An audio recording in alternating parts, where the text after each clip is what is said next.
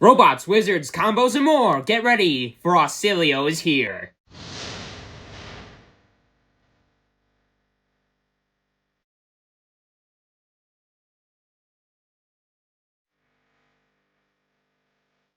Hello and welcome to the table, and today I'm going to be doing a deck tech video, hopefully budget-friendly video, for Oscilio Constella Intelligence. This guy is not the best, but he is a very fun deck for you five-headed Einstein geniuses that love wizards and just love doing crazy things. So Oscilio is a 36 health, 4 intellect, essence of lightning hero, elemental wizard hero to be specific, so you can run lightning cards in your deck, and he has the once per turn instant speed ability to discard an instant from your hand and then draw a card. Which doesn't seem like a big deal, but considering how many instants are in this deck and how big of a thing instants are, you actually are going to be able to cycle through your hand very, very well, and to be frank, that's a good thing in this deck. Because you just want to set up this crazy combo and then just eventually, not OTK, but just like come in for just stupid amounts of physical damage and then just come in with one massive amp to the freaking moon arcane damage spell. So, let's get into it. Starting things off with the equipment. I don't know what's happening here. There we go.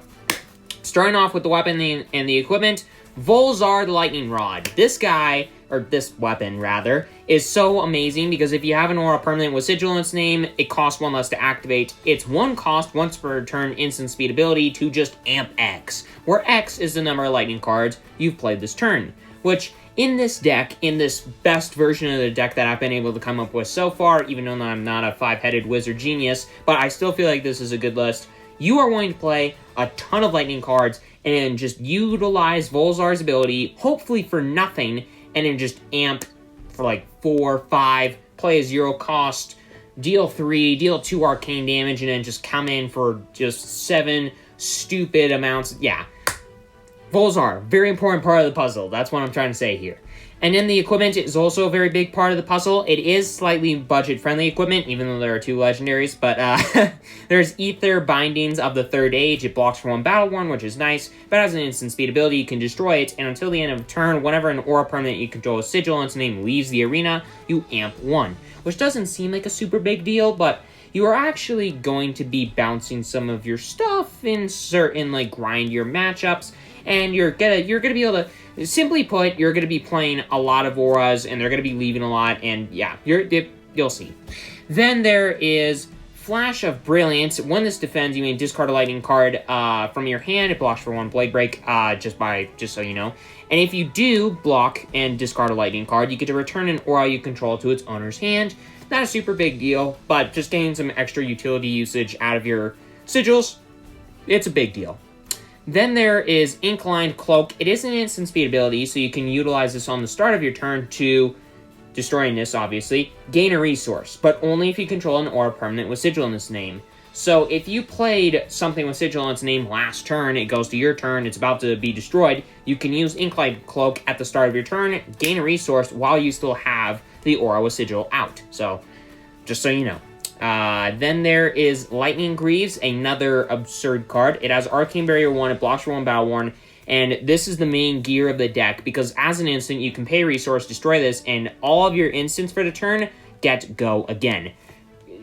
Basically, generating extra action points in a deck that has a lot of go again, but if you don't have to worry about, like, doing the things in order to, like, fulfill the requirements to get go again, it's a big deal, allowing you to, and especially with their arcane damage dealing spells, being able to play more of those in a single turn without having to worry about somehow giving them go again, because none of them have go again. Giving them free go again effectively is a very big deal, especially when you can do it like multiple times for a single resource, and it's just absurd.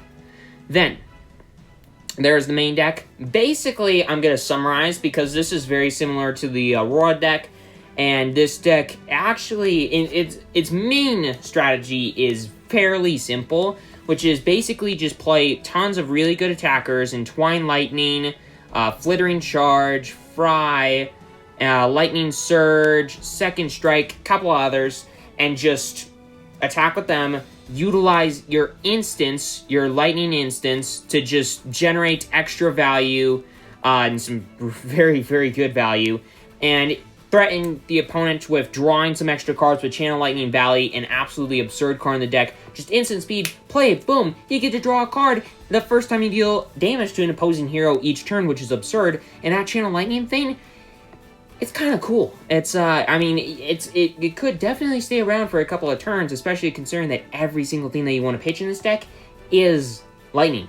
And oh, by the way, this is the pitchless version of Oscilio, just so you know, which basically means that everything in this deck costs 0, and you're always, well, except for one card. But, sorry, it didn't show. Except for that card that you just saw. But, the rest of the deck, everything costs 0, and it's a very good thing because just it allows you to storm a lot easier, which is what the deck's going to do. Just attack for 1,000,000, use cards like Electromagnetic Somersault to attack for 1,000,000, even more, and just stuff like that.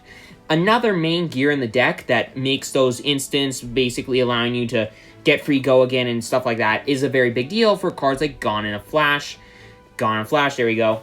0 cost for attack that when it attacks, the next time you play an instant card this Chain Link, you return Gone in a Flash to your hand. So basically, you play Gone in a Flash, you play an instant, Gone in a Flash is back to your hand. That instant has go again. You play Gone in a Flash, it has free go again, and then you bounce back. After you play another instant, that gets go again. And then you play Gone in a Flash, that has effective go again. And sure, the cycle doesn't go on forever, but you can get a lot of value out of it by having cards like Channel Lightning Valley out that threaten drawing cards, which either allows you to storm more with cards like Gone in a Flash, or your opponent blocks with cards from your hand, hoping that you don't draw a mazillion cards off of cards that you're attacking with Channel Lightning Valley, and then you strip more cards from their hand, they have less to do on their turn, comes back to you, you can set up more without having to worry about, getting attacked for a mazillion, stuff like that. It just allows you to set up even more.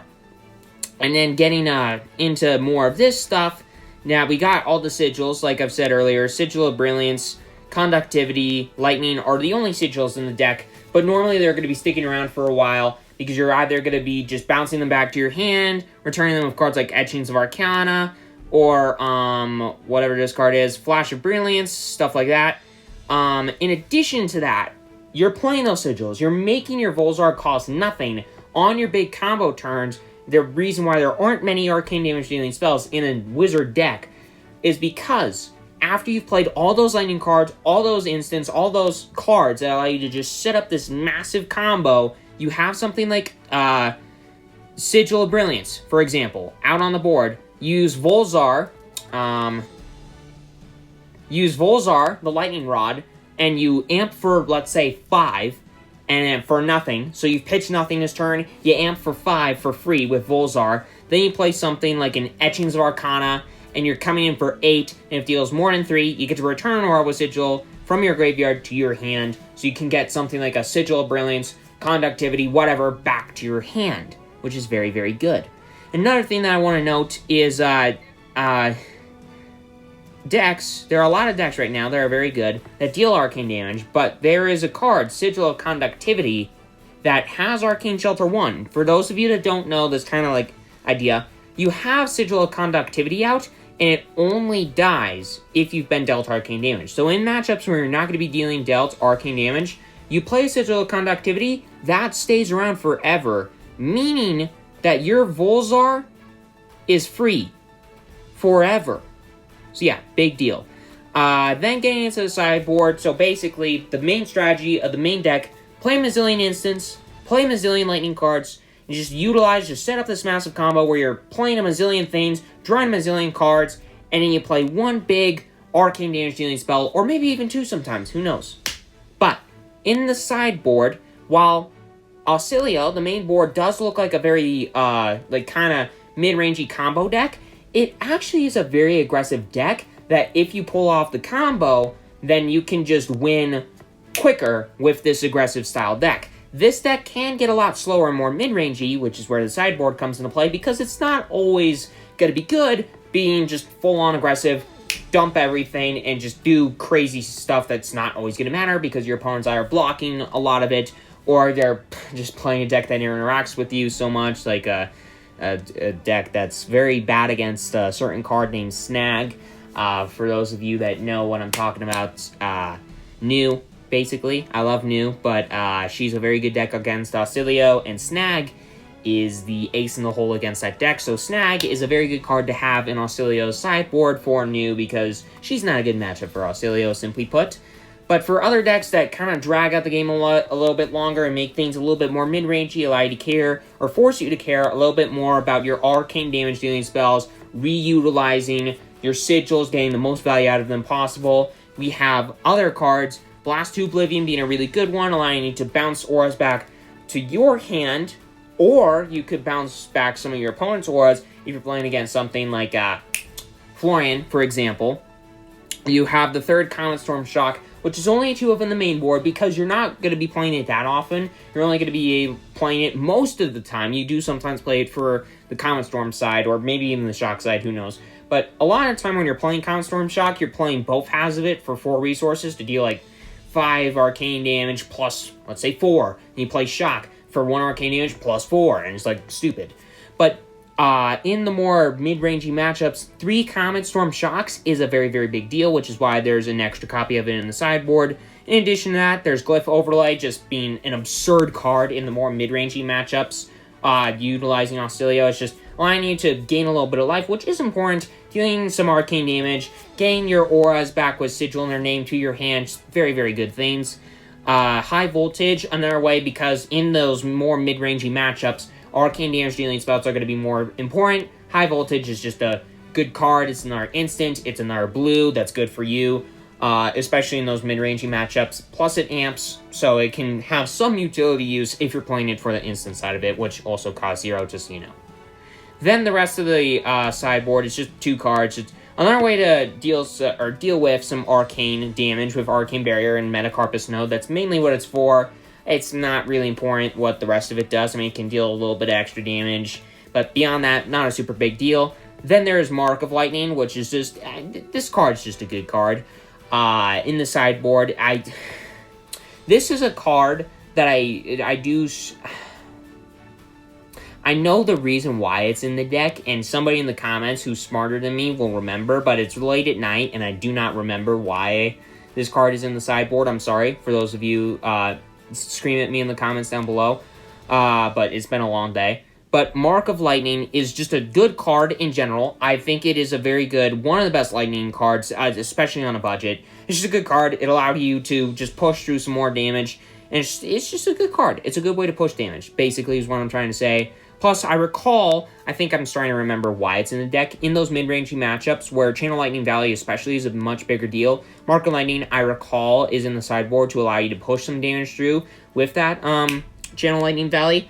I'm not 100% sure if that's correct, but just let me know down in the comments if you do remember why Mark of Lightning, because I know it's in a lot of sideboards for Oscilio, or at least I recall I made this list a couple of weeks ago. But, well, not a couple of weeks. Whatever I'm trying to say. Anyways, Mark of Lightning is a good card. I know it's in the deck for a good reason, because it is a good card, and there is a reason for it being in the deck. But anyways, that's the deck. Oscilio, doing stupid, busted combo things.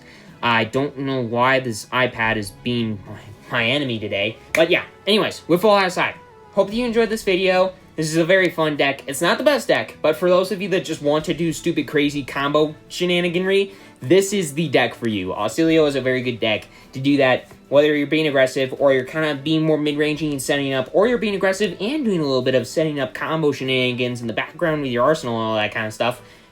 Whether you're doing whatever with Oscilio, I hope all of you Oscilio fans out there will enjoy this deck, will enjoy this video, and hopefully this will be a budget video and a budget deck for those of you who want to play Oscilio but are on a budget.